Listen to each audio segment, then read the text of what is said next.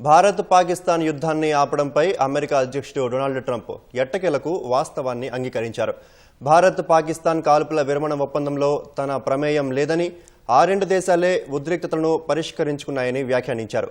Pakistan army chief Asim మునీర్కు విందు ఇచ్చిన అనంతరం ఓవల్ ఆఫీస్లో ట్రంప్ మాట్లాడారు.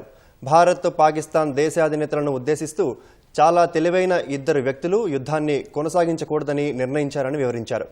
రెండు అణుశక్తి కలిగిన దేశాలు కాబట్టే ఉద్రిక్తతలను పరిష్కరించుకున్నాయని పేర్కొన్నారు. భారత్ పాకిస్తాన్ యుద్ధాన్ని తానే ఆపానంటూ ఆపరేషన్ సింధూర్ దగ్గర నుంచి అంతర్జాతీయ వేదికలపై ట్రంప్ డప్పు కొట్టుకుంటున్నారు. అంతేగాక వాణిజ్య బూచిని చూపించి ఆ రెండు దేశాలను దారికి తెచ్చానంటూ తీవ్ర వ్యాఖ్యలు చేశారు. ఈ నేపథ్యంలో బుధవారం ట్రంప్కు ఫోన్ చేసిన ప్రధాని మోదీ ఇది తమ రెండు దేశాలు తీసుకున్న నిర్ణయమని, మధ్యవర్తి లేరని ఆయనకు వివరించారు. ఆ ఫోన్ తర్వాత కూడా తానే యుద్ధాన్ని ఆపానంటూ ట్రంప్ మళ్లీ వ్యాఖ్యానించారు. మరి ఏమైందో ఏమో తెలియదు కానీ కొంతసేపటి తర్వాత తన జోక్యం ఏమీ లేదని అంగీకరించారు.